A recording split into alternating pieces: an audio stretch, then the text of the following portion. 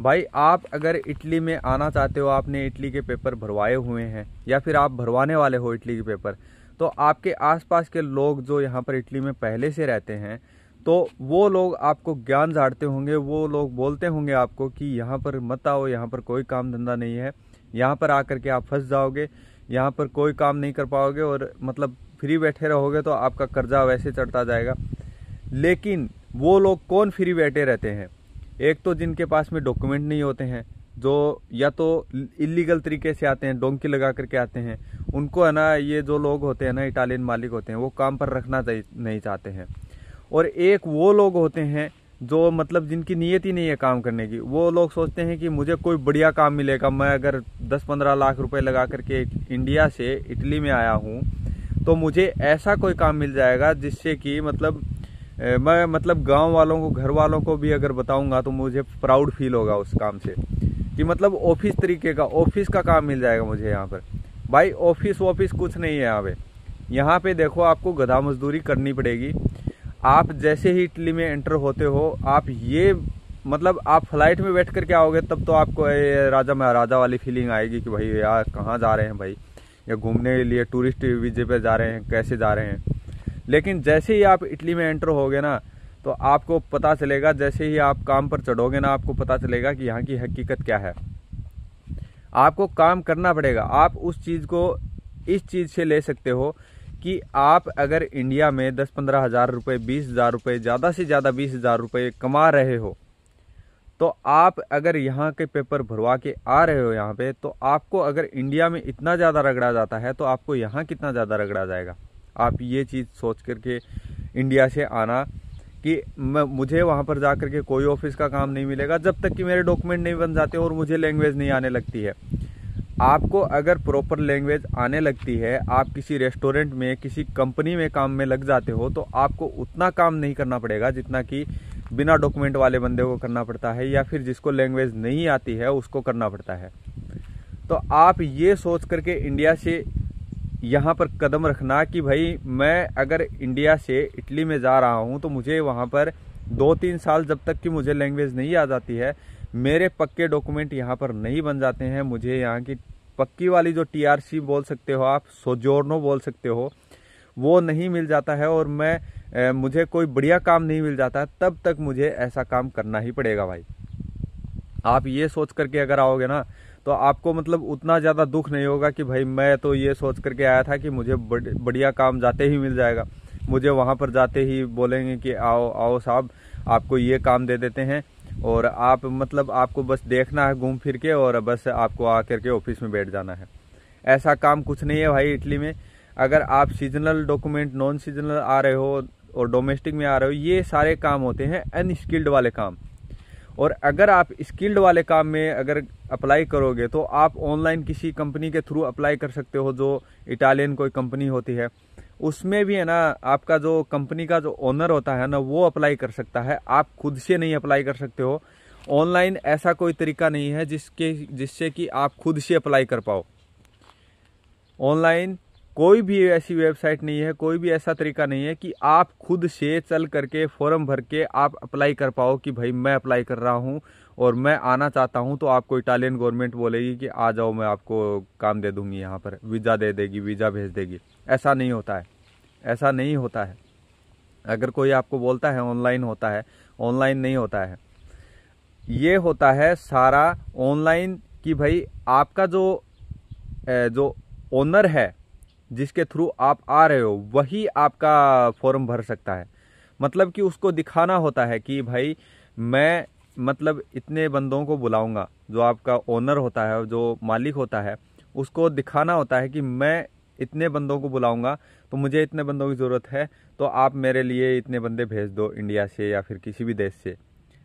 अब बात यहाँ पर आती है कि भाई जब यहाँ पर वो लोग आपको बोलते हैं कि उनको आप ये चीज़ बोल सकते हो, अगर वो लोग आपको ये बोलते हैं कि यहाँ पर तो कोई काम नहीं है, यहाँ पर कोई काम धंधा नहीं है, यहाँ पर आकर के फंस जाओगे, तो भाई 5 लाख लोगों को बुलाया जा रहा है 2026, 27 और 28, इन 3 सालों में।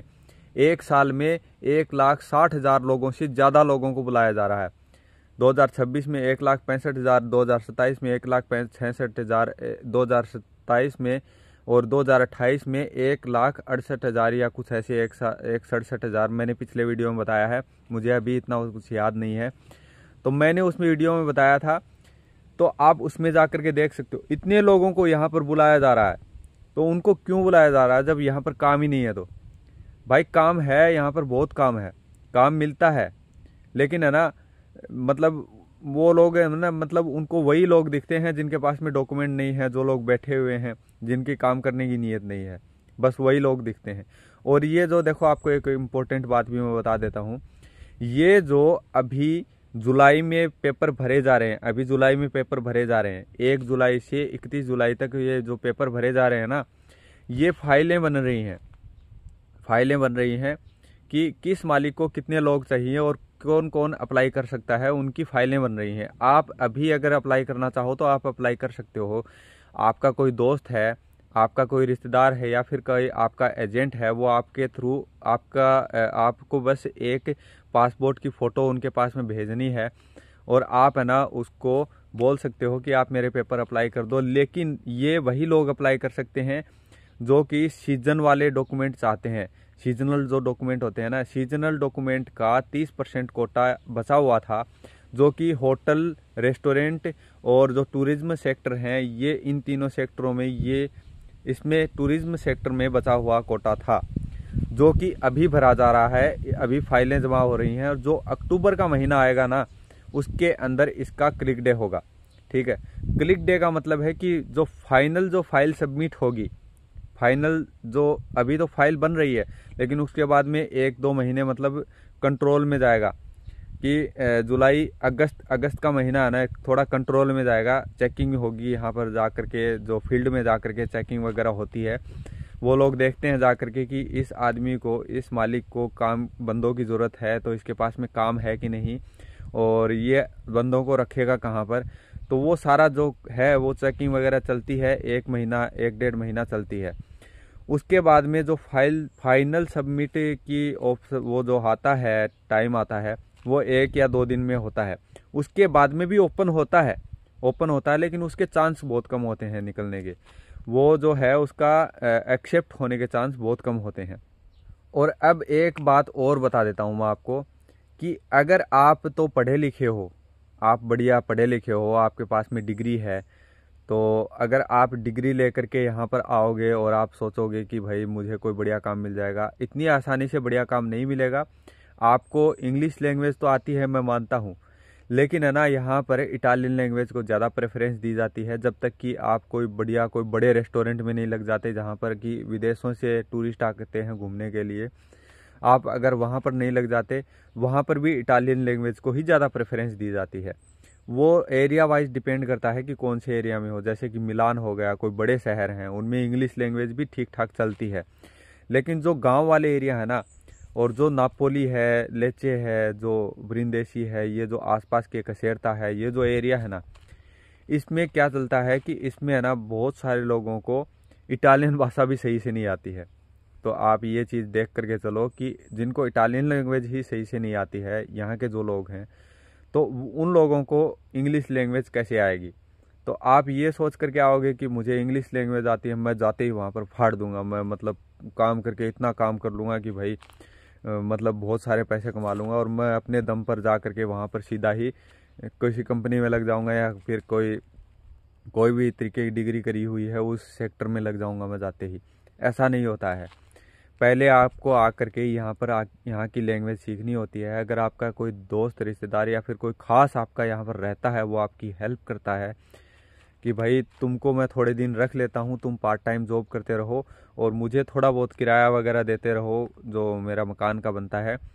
क्योंकि जो आपका दोस्त है वो भी मकान किराए पर लेकर रहता है, वो भी उसका ये नहीं है कि उसका खुद का मकान है। और अगर उसका खुद का मकान है और अगर वो आपको रखना चाहता तो और भी बढ़िया बात है।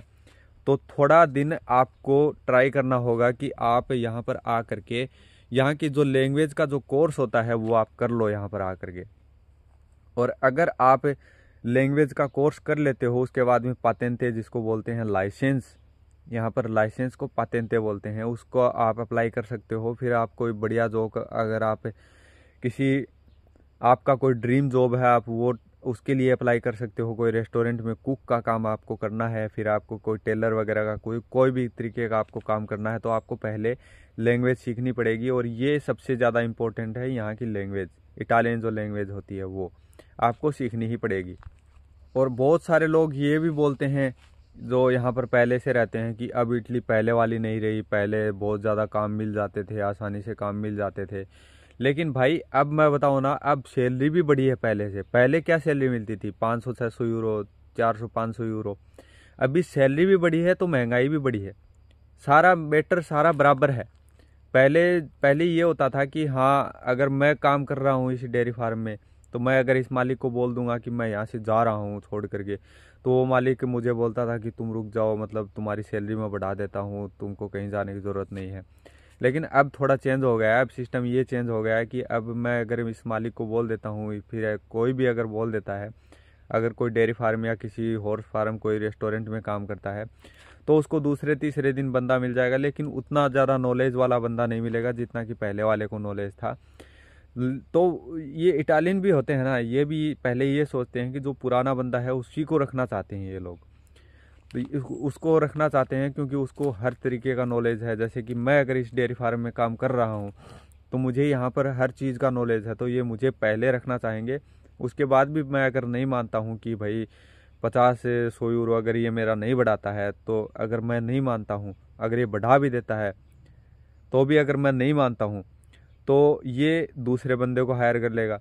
दूसरा बंदा बहुत सारे घूम रहे हैं अभी तो, जिनके पास में डॉक्यूमेंट नहीं है, और जिनके पास में डॉक्यूमेंट हैं और जिनकी थोड़ी बहुत जानकारी है ना, वो तो काम लग ही जाते हैं भाई, कैसे न कैसे करके। और एक बात और मैं आपको इम्पोर्टेंट बता देता हूँ कि आप अगर इटली में आते हो और आपकी कोई जानकारी नहीं है और आपका एजेंट भी आपको काम नहीं लगाता, तो इतना आसानी से काम नहीं मिलेगा भाई। आपका अगर एजेंट बोलता है कि मैं आपको ये ऐसा ऐसा काम दिला दूंगा, 1900 यूरो का काम दिला दूंगा, तो ठीक है। और अगर आपको वो नहीं बोलता है, कि वो ये बोलता है कि मेरे पास कोई काम नहीं है, तुम अपना हिसाब से देख लेना, और अगर आपकी जानकारी भी नहीं यहाँ पर नहीं है इटली में, तो भाई यहाँ पर आकर के जो लोग बोलते हैं ना फंस जाओगे, तो वो फंस ही जाओगे भाई। क्योंकि है ना, इतना आसानी से काम नहीं मिलेगा, आपको जानकारी बनानी पड़ेगी पहले। और अगर आपकी जानकारी है, ठीक ठाक सी जानकारी है, तो आप है ना ले दे के इधर से थोड़ा बहुत करके कोई आदमी वैसा है जिसके पास में आपकी जानकारी है, तो आपको अगर वो बोलता है कि थोड़े बहुत पैसे मुझे दे दो, मैं आपको काम पे लगवा लूँगा, तो ऐसा भी आप कर सकते हो। क्योंकि है ना, बहुत सारे लोग होते हैं जो हॉर्स फार्म में लगवाने के लिए, डेयरी फार्म में लगवाने के लिए, बीच में जो मिडल मैन होता है ना, जो बिचौलिया होता है, उसका काम भी करते हैं बहुत सारे लोग जो पुराने आए हुए हैं। तो उनकी है ना, बहुत सारे डेयरी फार्म में, बहुत सारे जो हॉर्स फार्म होते हैं उनमें जानकारी होती है। कुछ लोग तो ऐसे ही लगवा देते हैं और कुछ लोग है ना पैसा लेकर के लगवाते हैं। तो ऐसे भी आप लग सकते हो, अगर आपकी सैलरी ठीक ठाक है और आपके डॉक्यूमेंट वहाँ पर बन जाते हैं, या फिर आपके डॉक्यूमेंट बने हुए हैं, आपका कॉन्ट्रैक्ट वहाँ पर हो जाता है, तो आप ऐसा भी कर सकते हो ट्राई। वैसी कोई ज़्यादा कोई बड़ी भारी बात नहीं है, क्योंकि उतना पैसा अगर आप उसको दे रहे हो 400-500 यूरो, तो आप एक महीने में उसका आधा खुद के पास रख लोगे, आधा उसको दे दोगे, तो वही बात बराबर हो जाएगी। दूसरे महीने से आपके पैसे, और आपका कॉन्ट्रैक्ट भी हो रहा है, तो आपका टैक्स भी पे होता रहेगा, और उस टैक्स का फ़ायदा आपको आगे भी हो जाएगा, और आपके डॉक्यूमेंट भी सारे बन जाएंगे अगर आप कोई बढ़िया काम लग जाते हो। तो मतलब यही होता है यहाँ पर मेन चीज़, कि भाई अगर आपकी जानकारी अगर यहाँ पर है इटली में, मतलब आपके कोई दोस्त रिश्तेदार यहाँ पर रहते हैं जो आपको काम लगवा सकते हैं, तो भाई बहुत बढ़िया है, सोने पे सुहागा होता है ये चीज़। कि मतलब मेरे गांव के बहुत सारे लोग हैं यहाँ पर, तो मैं अगर मेरा काम कोई छूट भी जाता है, तो कोई ना कोई तो ऐसा है जो काम लगवा ही सकता है। तो और मेरे दोस्त है ना, मेरे दोस्त भी बहुत सारे हैं यहाँ पर, तो कोई ना कोई ऐसा काम लगवा ही सकता है कि मैं उनको बोलूँगा कि मुझे लैंग्वेज आती है और मुझे इतना जो डेयरी फार्म का काम है, दूध वगैरह निकालने का और जो भैंस के बच्चों को दूध पिलाने का, ये सारा काम मुझे आता है, तो मैं काम कर सकता हूँ वहाँ पर। और मैं उसको ये भी बोल सकता हूँ कि मुझे अलग तरीके का अगर कोई काम मिल जाता है, जैसे कि मैंने इंडिया में ITI करी हुई है, बढ़िया नंबरों से मैंने पास आउट किया था, तो उस आधार पर भी मुझे अच्छा काम मिल सकता है। लेकिन मैं ना पहले रुका हुआ हूँ, ताकि मैं यहाँ पर डॉक्यूमेंट वगैरह बनवा सकूँ, अपने TRC कार्ड वगैरह बनवा सकूँ। उसके बाद में थोड़ा कोई अच्छा काम देखूँ, तो मतलब मेरा स्किल वाला जो काम है वो मैं कर सकता हूँ। क्योंकि मुझे ITI करी हुई है, तो मुझे इलेक्ट्रिशियन का लगभग बहुत सारा काम आता है जो कि मैं यहाँ पर कर सकता हूँ, और यहाँ पर डिमांड भी होती है उस चीज़ की। और मैं अगर आपको बताऊं कि यहाँ पर काम करने के लिए सूटेबल टेम्परेचर है कि नहीं है, आप यहाँ पर आकर के कैसे काम कर पाओगे, आपको क्या क्या तकलीफ़ें हो सकती हैं यहाँ पर काम करते टाइम, तो भाई आपको है ना यहाँ पर ज़्यादा कुछ वैसे प्रॉब्लम होगी नहीं, क्योंकि टेम्परेचर ठीक ठाक रहता है।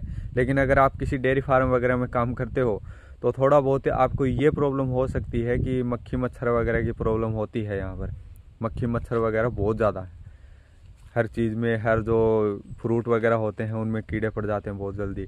अपने इंडिया से भी ज़्यादा यहाँ पर है, क्योंकि यहाँ पर गंदगी है ना, जो डेयरी फार्म होता है उसके आसपास में गंदगी होती है। साफ़ सुथरा भी है, लेकिन जहाँ पर अगर आप शहर की तरफ जाओगे वहाँ पर साफ़ सुथरा है। अगर आप गाँव के एरिया में इस साइड में आओगे तो आपको देखो ऐसा ऐसा मिलेगा आपको, ये जो घास फूस लगी हुई है ऐसे ही, मतलब आप इसमें चल के जाओगे तो आपको कोई सांप वगैरह कुछ हो जाए, बिच्छू वगैरह कुछ, तो ऐसा होता है कि भाई गंदगी भी है और साफ़ सफाई भी है। तो यही मैं आपको बता रहा था आपको इस वीडियो में कि, और टेम्परेचर आपको अगर मैं बताऊं, टेम्परेचर यहाँ पर ज़्यादा से ज़्यादा 40 डिग्री 41 डिग्री जाता है, जो मैं यहाँ पर रहता हूँ साउथ के एरिया में यहाँ पर। और अगर आप नॉर्थ के एरिया में जाते हो वहाँ पर टेम्परेचर ज़्यादा से ज़्यादा 30 32 35 डिग्री, उससे ज़्यादा नहीं जाता है, ज़्यादा से ज़्यादा 35 डिग्री जाएगा। और जो शहर और जो पहाड़ों के ऊपर जो बसे हुए हैं वहाँ पर टेम्परेचर और भी कम रहता है, 25 डिग्री, ज़्यादा से ज़्यादा 25 26 27, बस उससे ज़्यादा टेम्परेचर नहीं जाता, चाहे गर्मी हो। और सर्दियों में वहाँ पर माइनस में टेम्परेचर चला जाता है 8-9 डिग्री तक, -8-9 डिग्री तक।